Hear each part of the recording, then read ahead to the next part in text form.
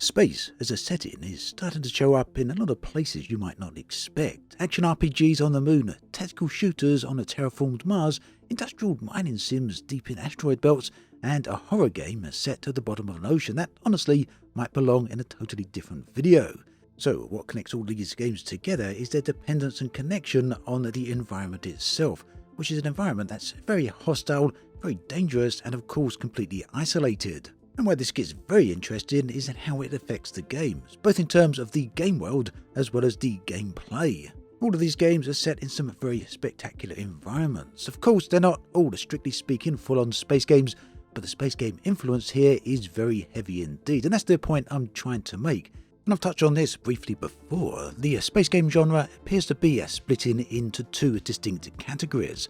The first, where space is the setting. The second, the more traditional one, where space is, well, where you fly your ships. And we've got 4 games that very clearly illustrate this. So let's start with Soldier Shogunate and Fragmentary Order, because together they are very good examples of what's happening with the genre split. What interests me then about both of these is that neither of them is really looking at the old space game situation in the traditional sense. That means the focus isn't on flying around in a ship. It isn't about the cockpit, but what you got is something very different, because both games very clearly space is the major focus. Space is the key location. It's somewhere that shapes the tone of the game before you've even begun to think about the mechanics of the game. And Soldier Shogunate is a very good example of this. On paper, it's an action RPG. You've got fast movement, melee combat, gene-based upgrades, a revenge story, and all of that stuff. And if you only glanced at the footage that you see in those sections, you might come away thinking that it's mostly just an action game. But the thing that makes it stand out is, well, it's not just the combat system, it's what's going on in the environment, on the moon, our moon. And it feels like a real place rather than just a sci-fi backdrop. And it's here where I feel the space games as a genre heavily influences some of these titles. So the setting here is an alternate future where feudal Japan has power structures that have spread out across the solar system.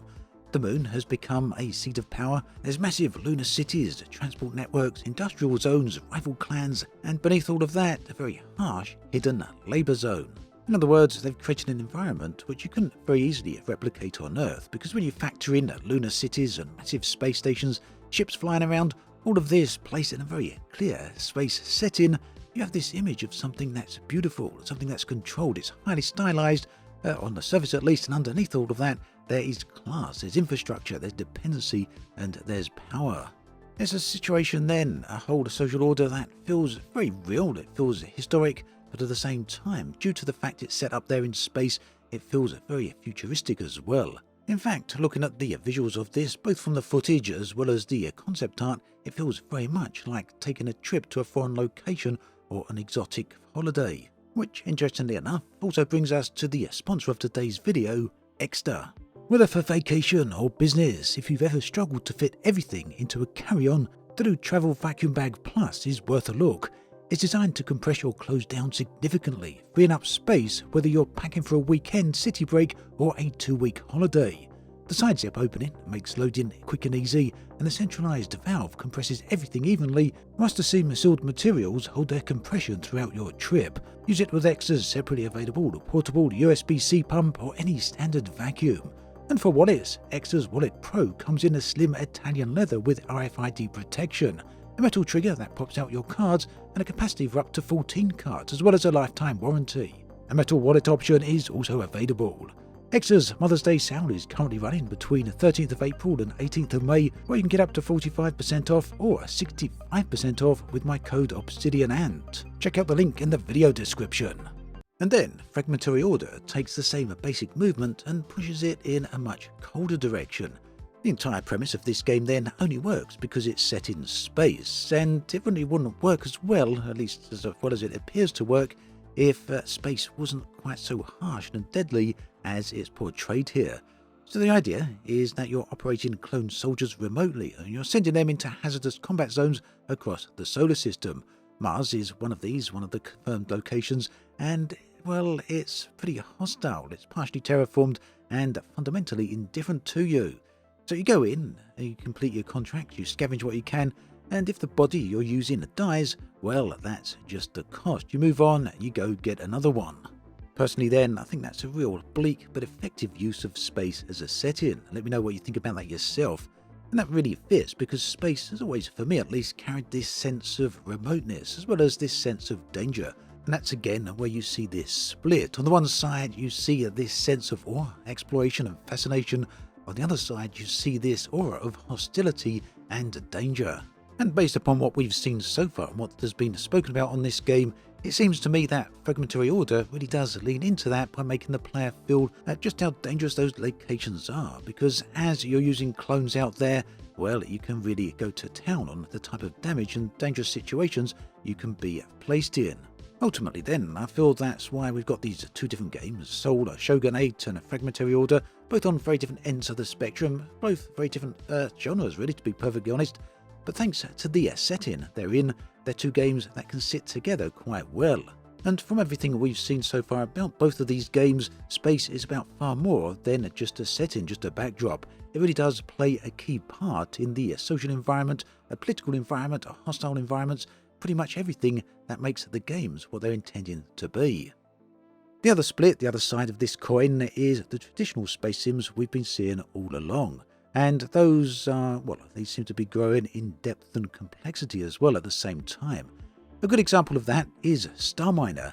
And this one is it's upcoming. We should be getting access to this around about May, so not too long away at this point. And if you're a fan of the more traditional space games, then you're probably going to like this, because you begin small, one ship, a few rocks dotted around in the environment, and the usual promise of being able to expand into a bigger system, a bigger empire, or just a big corporation, whatever you want to get out there and build yourself up towards. So the more you build, the more visible you become in this game, and that can become a bit of a problem because, well, you become a target. And that means growth in this game isn't simply a reward. It's not just about gaining more money. Instead, what's happening is you're creating a rather dangerous situation for yourself, because scale in this game also creates vulnerability. So I had hands-on with Star Miner a little over a year ago, and I've got to say, it was actually a very interesting game to play. There's quite a bit involved to start off with. It takes a bit of getting to grips to, because a lot of the way it works is not necessarily how you might expect if you've played a lot of other space sims, but that's the entire point of Star Miner. It goes into a slightly different direction for a specific reason, and that's what gives Star Miner its character. In fact, a massive part of the game is all about logistics, so that can be cargo transfers, ship power management, production chains, defensive platforms. Enemy expansion then starts pushing back against you because you're expanding outwards, and they see a lot of opportunities, a lot of resources that they could take from you. And that's why I've included Star Miner in this video, because this video is as much about setting as anything else. And yes, of course, space games are set in space, but they don't all make use of that setting as a thing that really does affect you. And in Star Miner, it definitely does. It affects the whole structure of the entire game. Not just as an area where you fly around in, of course, but more so in the sense that it's a hostile environment that really can be very much risky. And then that brings us to another game I want to talk about that's called There's Nothing Down There. And I've left this one till the end of the video precisely because it's not set in space, and perhaps shouldn't be in this video at all. Because, it's a short underwater horror game. You pilot a small submarine into a sinkhole, and you're there at the bottom of the ocean using a sonar to navigate dark caverns until you uncover the ruins of something ancient that is very clearly still very much present and not at all dormant. But the reason I've put this game into this video is very specific, because if you strip away the water and you replace it with vacuum instead, then almost nothing about the game actually changes. You're still there in a tiny vessel, you're still surrounded by an environment that really wants to kill you, and you're still relying on instruments more than your own eyes. And for any of you who have played games like Aquanox or Deep Descent over the years, you'll know exactly what I mean, because despite these being set underwater, they still feel very much like they're set in space, and it's very hard not to see the influence of the space game genre on these sort of titles. And for me, that's all about the environment itself. It's the thing that I've always enjoyed about space, whether it's space games or space movies. For me, it's not always been about the stories of those settings, but rather what the settings do to those stories and the characters therein.